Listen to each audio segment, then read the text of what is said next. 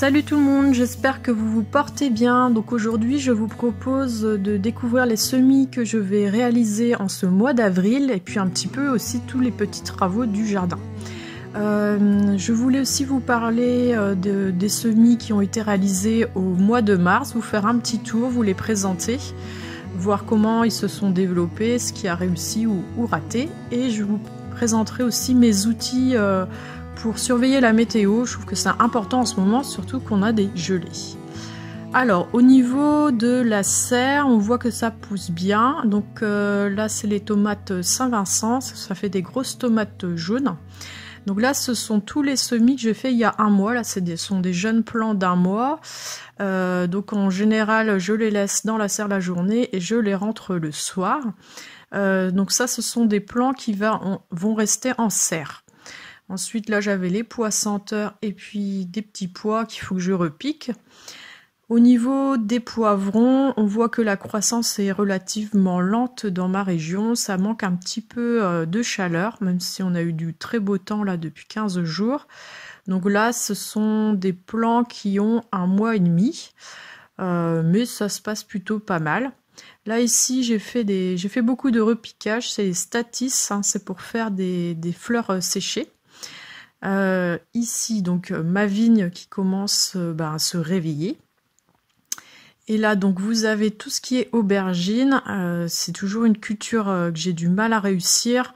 On voit que les plants stagnent pas mal, hein. Ils mettent beaucoup de temps à se développer, hein. L'aubergine c'est jusqu'à 5 mois de développement pour avoir commencé à avoir des récoltes. Là on voit bien que par rapport aux tomates c'est beaucoup plus long. Là, c'est le deuxième semis de tomates que j'ai fait il y a 15 jours. Cela, c'est pour aller en extérieur. Vous pouvez encore semer les tomates, hein, pas de souci. Donc, c'est plutôt des tomates cerises que je prends, moi, dans ma région pour l'extérieur. Ensuite, j'ai pas mal de petites choses qui poussent. Le thé des jardins. Là, les grosses feuilles, c'est la moutarde de Chine. Là, les hippomées qu'il faudrait que je repique en terre. Ça, ce sont mes semis d'artichauts. On en parlera un petit peu plus tard dans la vidéo. Là, ce sont des fleurs, les échinacées. Donc, c'est un petit test aussi cette année. Pour la première fois, je teste cette fleur-là. Alors, pour la météo, c'est très important de surveiller la météo. Après, je pense qu'il y a beaucoup de gens qui ont cet outil-là. C'est une petite station météo. Ça coûte pas très cher, ça coûte une vingtaine d'euros. Et vous en avez comme ça avec un petit boîtier que vous pouvez déplacer. Donc, ce qui est intéressant quand on a une serre, on peut le mettre dans sa serre. Ça permet vraiment de surveiller les températures. Donc moi je l'avais mise dans la serre, et là cette semaine, un matin au réveil, je vois 2,8, et là je me dis ouïe mes pauvres plants. Et effectivement, on voit c'est un petit peu jauni au niveau des feuilles. Bon. Après j'ai rentré les plants le soir bien sûr. Donc l'outil aussi où on peut vérifier les températures, les prévisions, la météo agricole, c'est très intéressant. Vous avez vraiment heure par heure les températures, la pluviométrie, la direction du vent. Je vous conseille. Donc il y a plusieurs sites. Là c'est Météo 60 que j'utilise principalement. Donc là le soir, tout ce qui est fleurs et qui craint assez peu, je mets un chapeau par-dessus. Et puis bien sûr je rentre tout ce qui est plants un petit peu plus fragiles, les tomates, les poivrons, les aubergines, le soir quand je sais qu'il y a des températures on va dire en dessous de 5 degrés la nuit. Je me méfie encore un petit peu.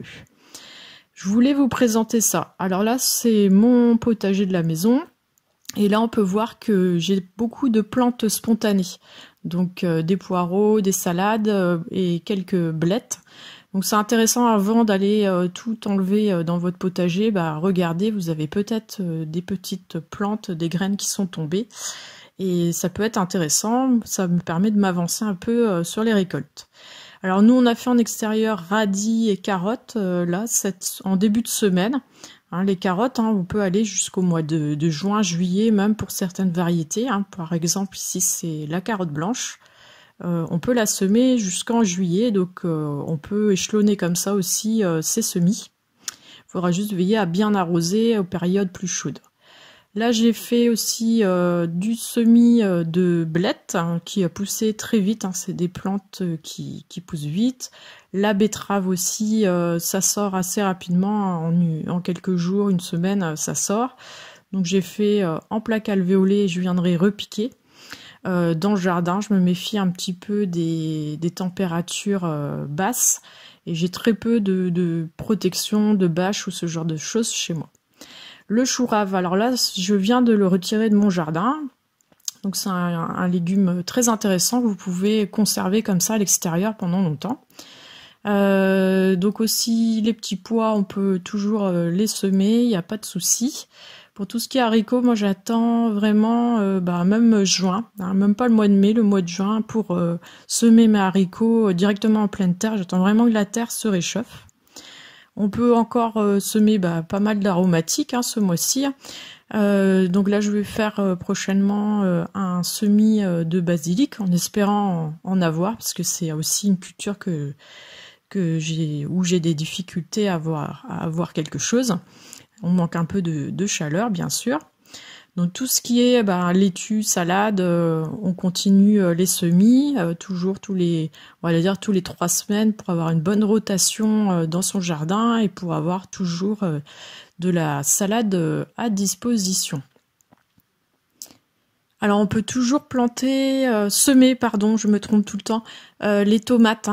C'est vrai qu'on donne des indications de date. Mais vous pouvez aussi faire un peu à votre sauce et décaler des dates de semis d'un petit peu, de 15 jours, 3 semaines, c'est pas gênant du tout. Moi je vais faire un peu de maïs, même si l'année dernière j'ai eu beaucoup de problèmes au repiquage. Le maïs va demander beaucoup d'eau au repiquage, il risque d'avoir soif et de griller. Après on peut semer là par exemple de la roche, de la roquette. Ça aussi c'est quelque chose que je vais faire. Et bien sûr là l'activité du moment pour moi c'est beaucoup du repiquage. Alors j'ai quelques problèmes parce que j'ai plus là j'arrive à la fin de mon compost, de mon terreau pardon. Donc là il va falloir que je trouve une solution pour pouvoir pour faire les repiquages.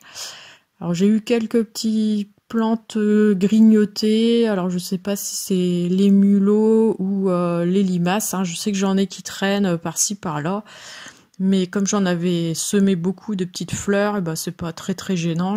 Il me reste on va dire une bonne vingtaine d'œillets d'Inde, donc ce sera suffisant pour en mettre un peu partout dans le jardin, parce que c'est une plante qui est intéressante pour attirer les pollinisateurs. Là où ça a un petit peu moins fonctionné chez moi, c'est sur certaines variétés d'aromatiques. Là, la valériane, ça n'a rien donné, il n'y a rien qui sort. Alors, des fois, il faut attendre un petit moment. Il y a des plantes qui mettent plus de temps à germer. Le cumin, pour l'instant non plus, j'ai rien du tout. Et justement, je voulais parler un peu au niveau des taux de germination. Là, on peut voir, j'avais mis 10 graines d'artichaut et j'en ai que 3.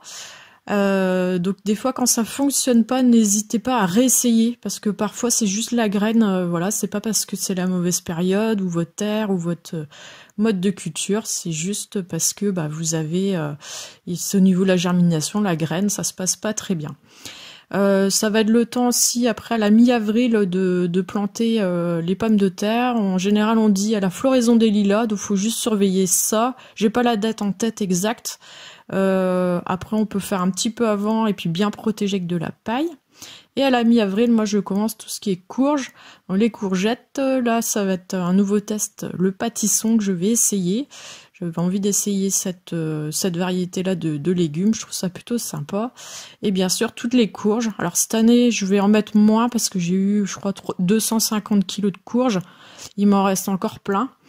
Ce que je peux vous dire, c'est peut-être de penser aux variétés de conservation. Là, vous voyez, ça c'est dans ma cuisine cette semaine. Donc ça peut être intéressant de prendre des variétés pour leur goût. Par exemple, le potimarron qui est sympa.